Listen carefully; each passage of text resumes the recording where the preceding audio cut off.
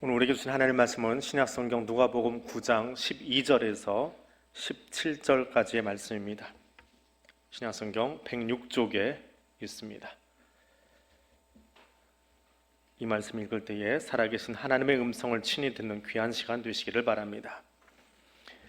날이 저물어가며 12사도가 나와 여짜오되 무리를 보내어 두루 마을과 촌으로 가서 유하며 먹을 것을 얻게 하소서. 우리가 있는 여기는 빈들리니이다. 예수께서 이르시되 너희가 먹을 것을 주라 하시니 여짜오되 우리에게 떡 5개와 물고기 2마리밖에 없으니 이 모든 사람을 위하여 먹을 것을 사지 아니하고서는 할 수 없사옵나이다 하니 이는 남자가 한 5,000명 되미르라. 제자들에게 이르시되 때를 지어 한 50명씩 앉히라 하시니 제자들이 이렇게 하여 다 앉힌 후 예수께서 떡 5개와 물고기 2마리를 가지사 하늘을 우러러 축사하시고 떼어 제자들에게 주어 무리들에게 나누어 주게 하시니 먹고 다 배불렀더라. 그 남은 조각을 12바구니에 거두니라. 아멘. 한반도 전역이 폭염 또 폭우로 정말 힘들었던 한 주간입니다. 그래서 시원하게 남극에서 신사분 하나가 인사를 전해왔습니다. 펭귄의 인사를 잠깐 받아보겠습니다.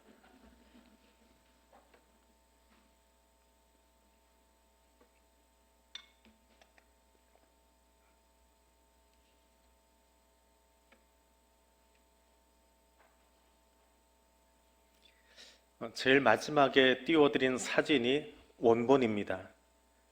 그리고 그 사진에다가 액자를 이것도 맞춰보고 저것도 맞춰보고 액자를 맞췄는데요. 액자를 바꿀 때마다 펭귄이 돋보이기도 하고 또 어떤 장면은 펭귄이 아닌 다른 동물이 더 보이기도 합니다. 자, 그림을 새 틀에 넣으면 다르게 보입니다.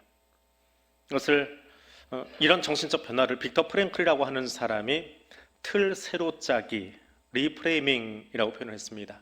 인지심리학에서 나오는 용어라고 합니다. 그런 모습으로 오늘 말씀을 함께 보려고 합니다. 오늘 말씀은 베스다 들녘에서 있었던 만찬입니다. 예수님께서 빵 5개와 생선 2마리로 남자 5,000명을 먹인 사건입니다. 사복음서에 다 기록이 되어 있습니다. 예수 그리스도를 통한 구원의 역사를 표현함에 있어서 가장 규모가 크고 또 가장 많은 대중을 향해서 보여주셨던 예수님의 기적이기도 하지요. 우리는 흔히 이 본문을 보면서 어린아이의 작은 헌신이 많은 사람들에게 큰 기적을 가져왔다라고 이야기를 하면서 이 작은 헌신에 동참합시다라는 식으로 이 본문을 해석하곤 합니다. 그런데 만약에 본문을 그렇게 바라본다면 오늘 본문 속에 있던 제자들이 예수님이 누구신지를 바로 이해하지 못하고 오해했던 것과 별반 다르지 않은 그런 우를 우리가 범하게 됩니다. 오병이의 사건이 사복음서에 다 기록된 것은 사실이지만 복음서마다 위치한 문맥이 다르고 또 사용하고 있는 단어들이 조금씩 다르기 때문에 그렇습니다. 그래서 오늘 우리는 이 본문을 누가복음 안에서 한 번 더 톱파보려고 합니다. 누가가 기록한 오병이어의 사건은 어떤 의미를 가지고 어떤 메시지를 주기 위해서 인용했는가라고 하는 것이지요. 사복음서가 떡 5개와 생선 2마리로 남자만 5,000명을 배부르게 먹였고 그 남은 것이 12바구니 혹은 광주리가 되었다라고 하는 사실은 공통점입니다. 그런데 문맥이 조금 달라집니다. 누가복음에서는 헤롯의 관심에 대한 대답으로 이 본문이 등장하기 때문에 그렇습니다. 누가는 오늘 이 오병이어의 본문 바로 앞에 헤롯의 이야기를 적어놓고 있습니다. 이 사람은 헤롯 대왕이 아니라 아기예수를 죽이려 했던 헤롯 대왕이 아니라 그의 아들인 헤롯 안티파스입니다. 예수님과 제자들이 각 마을을 두루 다니면서 복음을 전하고 병자를 고치는 이야기를 들었습니다. 그랬더니 사람들이 그 이야기를 들으면서 왜 이런 일이 일어날까? 이 사람이 누군가라고 하는 여러 가지 말들을 하기 시작합니다. 술렁술렁하는 모임이 소식들이 들리는데 그것이 헤롯 안티파스의 귀에까지 들어왔습니다. 그래서 9장 9절에서 헤롯 안티파스가 이렇게 이야기합니다. 내가 요한의 목, 세례 요한의 목을 베었는데 이제 이런 일이 일어나니 이 사람 예수는 대체 누구냐? 라고 질문합니다. 그 질문에 대한 답이 오병이어 사건이라는 겁니다. 자, 누가는 이 헤롯의 질문에 대해서 두 가지 방식으로 대답을 합니다. 하나는 시각적인 방법이에요. 그것이 오병이어 사건이고요. 또 하나는 청각적인 방법, 귀로 듣게 하는 이야기가 하나 있습니다. 시각적인 효과는 베세다 들녘에서 있었던 오병이어 사건입니다. 예수와 제자들이 두루 다니면서 복음을 전하고 귀신을 내어 쫓는 병을 고치는 그 일을 경험하면서 사람들이 설왕설래하며 이야기하기 시작합니다. 그래서 이건 아마 죽었던 세례 요한이 다시 살아나서 하고 있는 건지도 모르겠다. 혹은 엘리야가 다시 왔는지도 모르겠다. 혹은 선지자인지 모르겠다. 라고 말합니다. 그런데 누가를 통해서 베세다 들녘에 가 보니까 그 이야기를 보니까 그 사건을 보니까 그 이야기는 다른 거더라 하면서 오병이어 사건을 보여주고 있는 겁니다. 떡 5개와 물고기 2마리로 남자만 5,000명을 먹일 수 있는 이 일, 이것은 사람으로서는 할 수 있는 일이 아니다. 세례 요한도 아니고 엘리야도 아니고 선지자 중에 한 사람, 어떤 사람도 할 수 없는 일이다 라고 하는 거지요. 그러면서 펼쳐준 시각적인 대답이 오병이어 사건입니다. 그리고 그 바로 뒤에, 오병이어 사건 바로 뒤에 제자들에게 헤롯이 했던 질문을 예수님이 직접 던지십니다. 무리가 나를 누구라고 하느냐? 18절에서 물어보지요. 그리고 20절에 가서는 제자들에게 단도직입적으로 물어봅니다. 그럼 너희는 나를 누구라고 하느냐? 그랬더니 베드로의 신앙 고백이 20절 후반절에 등장합니다. 청각을 통해서 음성으로 나오는 대답이지요. 하나님의 그리스도십니다. 헤롯의 질문에 대한 대답이에요. 그리스도십니다. 메시아십니다. 예수의 메시아됨에 대한 고백으로서 등장한 것이 오병이어 사건이고 베드로의 신앙 고백이다라고 하는 겁니다. 그리고 계속 이어지는 누가의 이야기, 변화산 사건, 예수님의 고난에 관한 이야기가 계속 이어지면서 우리가 실수했던 것, 오병이어 사건이 작은 헌신을 통해서 더 큰 일을 이룬다라고 하는 이 해석을 하면 안 된다라고 하는 거지요. 이 오병이어 사건은 이 일을 행하신 분이, 사람은 할 수 없다, 이 일을 하신 분이 예수 그분이시고 그분은 메시아다라고 하는 겁니다. 그것을 들려주기 위한 시각적인 예화, 시각적인 장치가 이 사건이다라고 하는 거지요. 그런데 이 오병이어 사건을 경험하고도 예수의 제자들이 여전히 예수를 오해합니다. 떡 만들어주는 사람으로, 혹은 계속 떡을 주니까 우리의 왕으로 삼읍시다 라고 하는, 그것처럼 오늘 우리도 이 오병이어 사건을 바라보면서 헌신을 이끌기 위한 본문으로 만약에 해석을 하고 사용한다면 이혈령 비혈령이지요. 코에 벌면 코걸이고 귀에 걸면 귀걸이식으로 그렇게 가져오는 것이 됩니다. 왜냐하면 성경에 헌신을 요구하는 보다 구체적이고 직설적인 문장들은 따로 있기 때문에 그렇습니다. 예를 들자면 너희 몸을 산 제물로 하나님께 드리라. 얼마나 구체적입니까? 직설적으로 요청하고 있잖아요. 산 제물로 드리는 헌신을 요청하잖아요. 그러나 본문은 그런 이야기가 아니더라라고 하는 겁니다. 목사나 설교자는 작은 헌신을 모아서 교회 사역을 감당하게 할 수는 있습니다. 그러나 예수님께서 오병이어 사건을 통해서 자신이 하나님됨을 드러내신 이 사건처럼 제가 하나님을 대신할 수는 없습니다. 저는 하나님일 수 없기 때문입니다. 베세다 들녘에서 5,000명을 먹이신 예수님은 나의 주님이시고 나의 하나님이시고 베드로의 고백과 같이 그리스도 메시아입니다.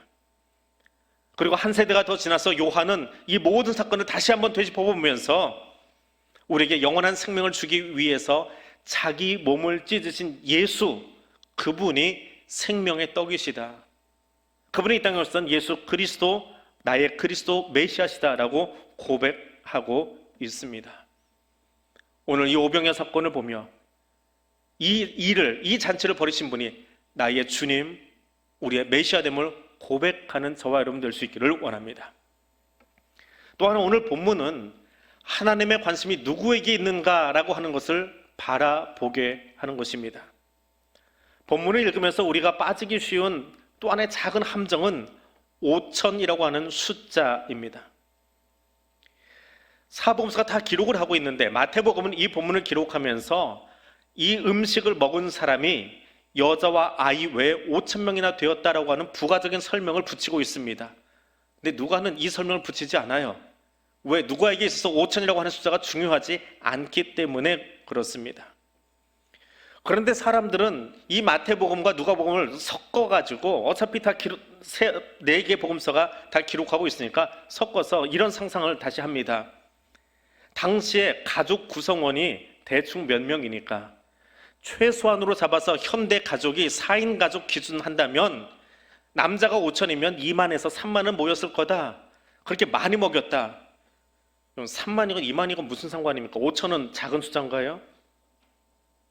주님은 누가복음을 통해서 들려주시는 이 메시지는요, 5천에 관심이 없습니다. 그래서 누가는 이 본문을 이야기할 때 마태처럼 그 부가적인 수치를 다 치워버렸어요. 그게 중요하지 않기 때문에 그렇습니다. 오히려 5천 명분의 식사가 준비되기 전에 제자들의 입을 통해서 예수의 마음이 드러납니다. 16절입니다. 이 모든 사람을 위하여 먹을 것을 사지 아니하고서는 음식을 나눠줄 수 없습니다 라고 예수께 고합니다. 누가는 이 제자들의 말을 인용했어요. 성경에 하나님이 직접 하신 말씀 혹은 예수의 말씀도 인용이 되지만 때로는 아담이 했던 이야기 혹은 제자들이 했던 이야기 가운데도 우리에게 교훈을 끌어내기 위한 장치들은 그대로 인용을 해줍니다. 다른 사적인 이야기는 다 빼지만 중요하게 여기 인용이 되어 있어요. 그것은 누가의 입장에서 이 제자들이 했던 질문은 예수님이나 제자들이나 5천에 관심이 있는 게 아니에요. 어떤 사람이요? 이 모든 백성에게 관심이 있습니다. 제자들의 입을 통해서 성령님은 예수의 관심이 5천 명뿐 아니라 이 모든 사람, 이 모든 백성에게 관심이 있다라고 하는 것을 이미 보여주고 있습니다. 남자니까 더 관심 가져주고, 여자니까 약해서 더 관심 가져주고, 아이니까 약해서 더 신경 써줘야 되고, 노인이니까 어르신이니까 더 공경해야 되고, 그런 이야기를 적지 않았습니다. 오늘 본문에서 그 이야기 하는 게 아니에요. 그건 다른 본문에서 나와야 돼요. 오늘 본문에서는 베세다 들녘에 앉아있던 그 모든 사람을 향해서 예수님이 관심을 갖고 계셨고, 그것이 그 눈빛이 제자들에게 통해서 제자들이 질문하고 있더라라고 하는 겁니다. 그런데 문제는 예수의 눈빛을 보고 알았어요. 예수님이 이 모든 사람에게 관심 갖고 있구나라고 하는 것은 알았습니다. 그런데 제자들의 이야기를 들어보십시오. 13절을 세 번역 성경으로 다시 읽어드립니다. 우리에게 빵 5개와 물고기 2마리밖에 없습니다. 우리가 나가서 이 모든 사람이 다 먹을 수 있을 만큼 먹을 것을 사지 않으면 안 되겠습니다. 예수의 눈빛을 읽었어요. 이 모든 사람을 바라보고 긍휼히 여기고 있는 주님의 마음을 읽었습니다. 그런데 지금 제자들 손에 있는 건 뭐예요? 떡 5개하고 물고기 2마리밖에 없어요. 이게 전부예요. 이걸 가지고 이 모든 백성 5천 명이 아니라 이 모든 백성을 먹이기에는 터무니없이 작은 거예요. 제자들로서는 손에 들고는 이것 가지고는 누구 입에다 누구 코에다 갖다 붙여? 우리말로 하면 그거잖아요. 누구 코에다 붙여? 뾰족한 수가 안 나오는 거예요. 우리는 그때 주님을 바라볼 수밖에 없습니다. 내가 할 수 있으면 주님 안 바라봐도 내가 그냥 할 수 있어요. 내 능력으로 할 수 있는 건, 내 힘으로 할 수 있는 건 합니다. 근데 안 되니까 주님 바라보는 거예요. 내 힘으로는, 내 능력으로는 방법이 없어서 뾰족한 수가 안 나와서 기도하는 거예요. 그것이 기도하는 진짜 이유입니다.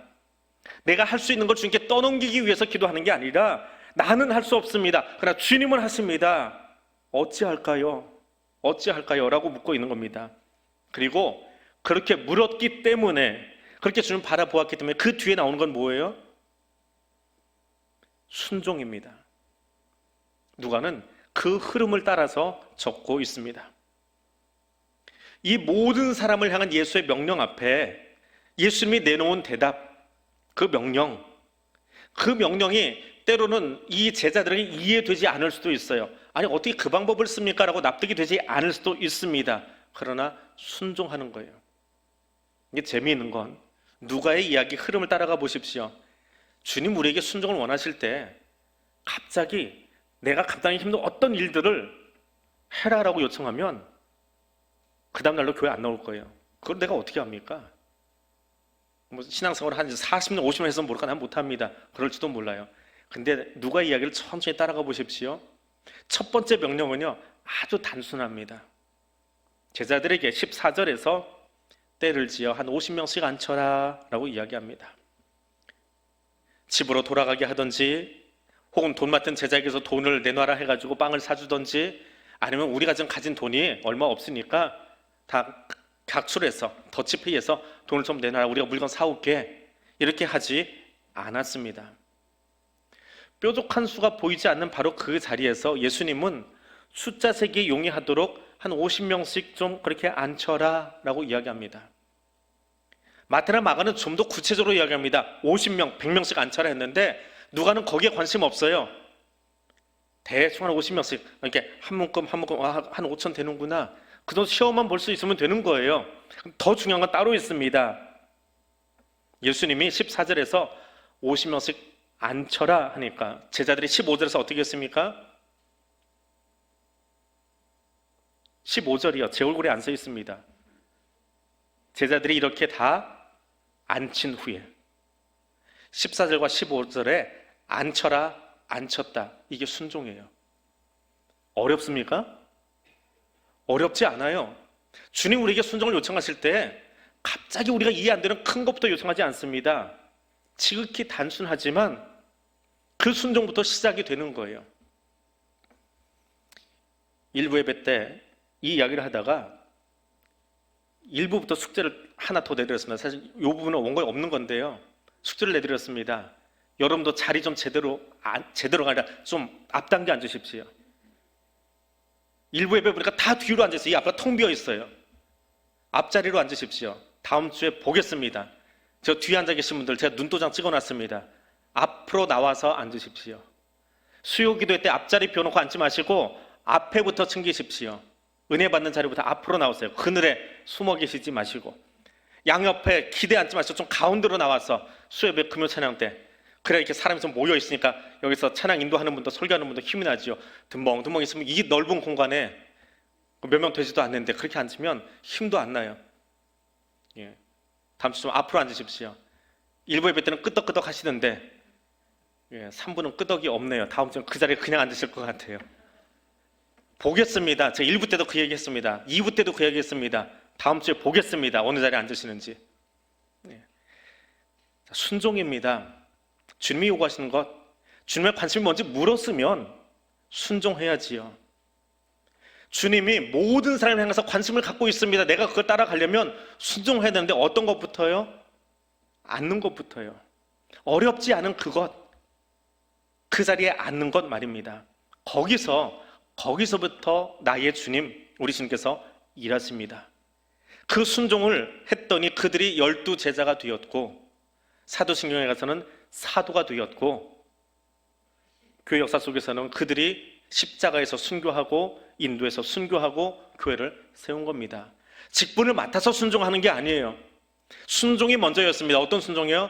자리에 앉히는 그 일부터, 자리에 앉는 그 일부터 거기서 제자가 되고 사도가 되고 교회를 세워가는 겁니다.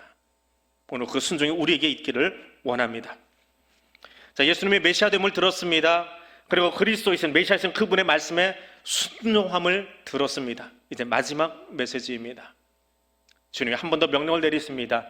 5,000명분 음식을 나누어 주어라 하는 명령입니다. 5,000명분의 음식을 나누어 주어라. 13절과 16절을 붙여서 다시 한번 읽어드립니다. 예수께서 제자들에게 이르십니다. 너희가 먹을 것을 주어라. 16절에서 예수님이 그 음식을 들고 축복기도 하신 뒤에 제자들에게 주시면서 우리에게 나누어 주어라 하시니, 이 대목을 읽으면서 우리는 또 별 쓸 일 없는 것 같은 질문을 자꾸 던집니다. 제자들이 빵을 떼고 고기를 뗄 때 그 손에서 빵이 커졌을까요? 아니면 사람들이 받아 먹은 다음에 빵이 커졌을까요? 아니면 그 어린아이가 가져온 생선이 조기만 하다면 요만한 생선인데요, 그 예수님이 축사하고 내려오니까 참치만 해졌어요. 그랬을까요? 아니면 옮겨진 다음에 됐을까요? 아니면 사람들 입속에 들어간 다음에 커졌을까요? 그거 모르겠습니다. 성경에 안 써있는데 그거 자꾸 답하려고 하지 마십시오. 그런 질문 할 필요도 없습니다. 예수님이 축사하시고 내려올 때 이게 참치가 됐는지, 아니면 떼서 나눠줄 때 그 손에서 참치가 됐는지, 나눠줘도 계속 고기가 도마뱀 꼬리처럼 불어나는지, 그거는 저도 모릅니다. 중요한 건 누가를 통해서 들려주시는 그 말씀의 의도예요. 메시아이신 예수님은 벳세다로 들어가는 그 들녘 초입에 있는 들판에 앉는 모든 사람에게 관심이 있으셨어요. 그들 모두가 배부르기를 원하셨습니다. 그래서 제자들의 손에 음식을 주셨는데 얼마나 건네주셨습니까? 얼만큼의 음식을 건네주셨어요, 제자들에게? 그렇게 어려웠어요. 먹고 난 다음에 결과물이 있는데 몇 인분 음식을 주셨어요? 2만 3만 빼버리가 성경에 써있는 대로 하니까 5천만 분 음식을 이미 제자들에게 주셨어요. 또 갸우뚱하시죠? 얼마나 큰 음식 주셨나? 예수님 손은 요만큼이었는데 나갈 때 얼마나 크기 생각하지 마시라니까요. 크기는 중요하지 않아요. 제자들의 손을 옮겨쳤을 때 이미 거기 옮겨진 음식, 12명이 들고 있는 음식의 양은 몇 인분이요? 5,000명분이에요. 나사에서 우주로 그 로켓을 쏘아 올릴 때 우주인들이 먹는 음식은요, 압축된 요만한 음식이에요. 그래서 칼로리만 보충되면 살아남아요. 주님이 이런 음식 주셨는지도 모르잖아요. 그러니까 크기 가지고 고민하지 마시라고요. 눈에 보이는 것 가지고 고민하지 마시고, 예수님의 축사하신 뒤에 제자들에게 12명에게 나눠주신 것은 몇 인분이요? 5,000명분이요. 그게 중요한 거예요.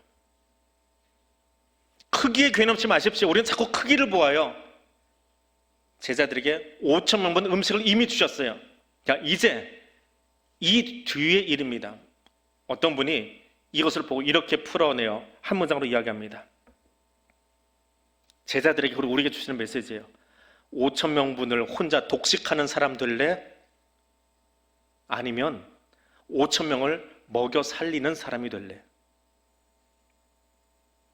제자들에게, 교회에게 5,000명분의 음식은 이미 주어졌습니다. 그거 혼자 다 먹어버리시겠습니까? 아니면 여러분 평생의 삶이 5,000명을 먹여 살리는 사람, 5,000명을 먹여 살리는 교회가 되시렵니까?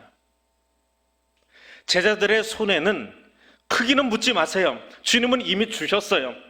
5,000명이 먹을 수 있는 음식이 전달되었습니다. 그리고 명령하세요. 어떻게 하라고요? 나누어 주라고요. 나누면 5,000명이 먹습니다. 그런데 거기 욕심이 개입되면 그게 5,000명분이건 2만 명분이건 상관없어요. 어떻게 되는 거예요? 자기 혼자 배부르고 끝나는 거예요. 독식하고 끝나는 겁니다. 지금 작금의 세계 정치가 그렇지 않습니까? 죄성으로 가득한 이 땅의 모습이 그렇지 않습니까? 자원 차지하기 위해서 땅 전쟁 벌이고 있고요. 우리 바다를 더 넓게 만들기 위해서 영해 주장하고 있고요. 내 편안함을 위해서 자연을 파괴하고 있고요. 더 많이 먹기 위해서 땅을 괴롭히고 있고요. 그것이 죄인들의 모습 아닌가요? 나 혼자 먹기 위해서, 나 혼자 배부르기 위해서, 아니 우리 땅 안에는 혐오시설 들어오지 않아야 되고요. 그건 다른 땅에 지어서라도 우리 마을은 안전해야 되고 편안해야 되고요. 이 이기심이 어딘가는 망가뜨리고 있고 누군가는 배부르고 있고요. 이 죄인을 땅을 향해서, 땅의 사람들을 향해서, 타인의 굶주림과 아픔을 향해서는 외면하고 있는 우리를 향해서요. 코로나가 지난주에 굉장히 확산되었습니다. 교회 안에도 확진자들이 굉장히 많이 나타났습니다. 지난주에 비해서 예배 참석자도 많이 줄었고요. 확진되신 분이 많아서. 그런데 그럼에도 불구하고 코로나가 조선시대 같았으면 벌써 지구 인구 반은 없앴을 거예요. 이만큼 잡히는 이유는 왜 그럴까요? 코로나 환자가 선진국에서 나와서 그렇습니다. 살아야 되니까 제약회사들이 움직이는 거예요. 약을 찾아내는 거예요. 에이즈는요, 약 찾아낼 때까지 얼마나 오래 걸렸는지 모릅니다. 왜요? 에이즈 시작이 아프리카인데요. 거기 신경 안 써주거든요, 제약회사들이. 우리나라 것도 아닌데요. 근데 그 에이즈 환자가 미국 내에 도착을 하니까 그때부터 연구가 시작되고 약이 나오기 시작했습니다. 이게 우리의 죄성이에요. 하나님 우리에게 지금 그거 가르쳐주고 계시는 거예요. 너만 독식하는 사람 될래? 아니면 5천 명 먹여 살리는 사람이 될래? 우리에게 묻고 있습니다. 하나님이 만들어주신 이 지구는 이 땅의 사람들의 필요를 다 채우기에 넉넉합니다. 그러나 이 땅의 사람들의 욕망을 채워주기에는 턱없이 부족합니다. 5천 명분의 음식을 제자들의 손에 맡기신 주님 명령하십니다. 나누어 주어라. 그리고 지금 저와 여러분에게도 계속해서 명령하십니다. 나누어 주어라. 말씀을 맺으려 합니다.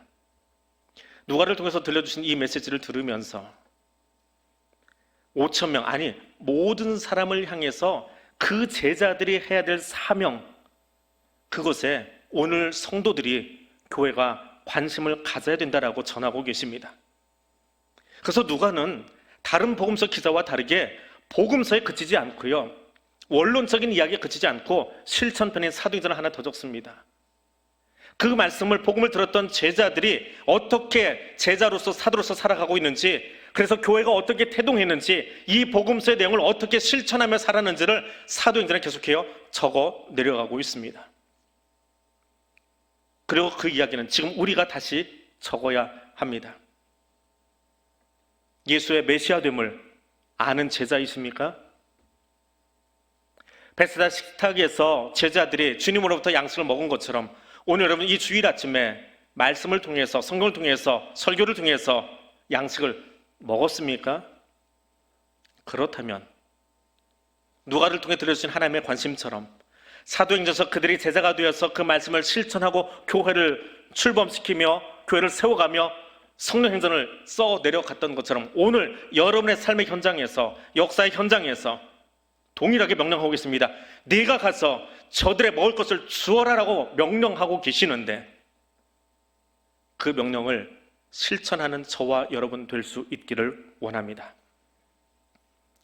지난 주간 설교 말미에 환경에 대해서 이야기하면서 여러분 앉았던 머물렀던 그 자리에 빛이 나게 하라고 숙제를 내드렸습니다.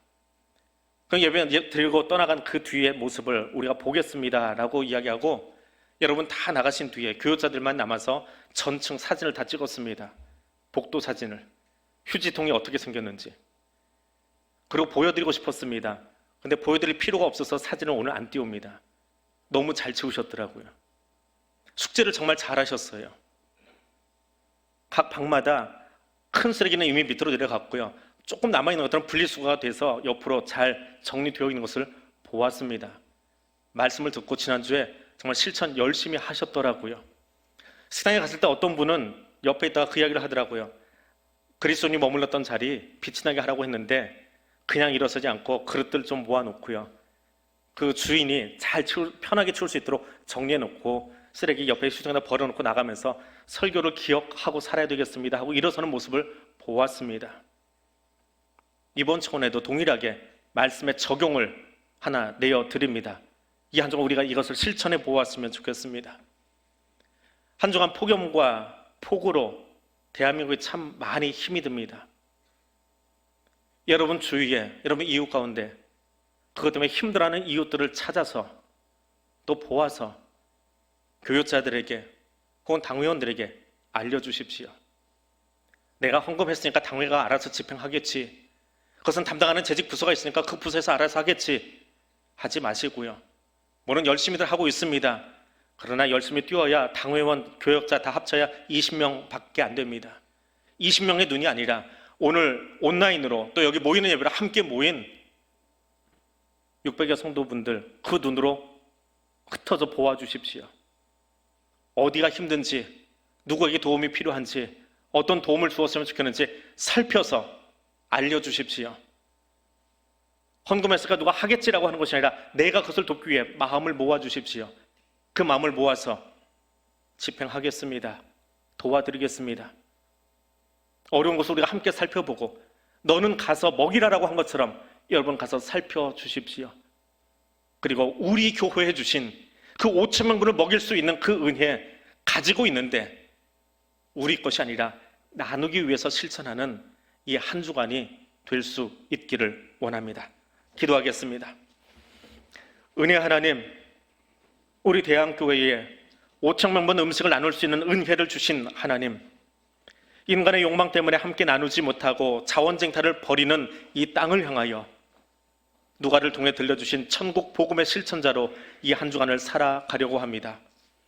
우리의 눈과 귀를 여셔서 이 여름 고난 중에 있는 이웃을 살필 줄 알게 하시고 독식하는 자가 아니라 베풀어 5천 명을 먹이는 교회와 성도가 되기 위해 합력하게 하옵소서. 베세다들에게 제자들처럼 대왕의 가족들의 눈과 귀와 손을 통해서 주님의 은혜를 나누고 실천하는 복음의 일꾼, 성령 행전의 실천자, 그리스도인 되기를 원합니다. 예수님 이름으로 기도드립니다. 아멘.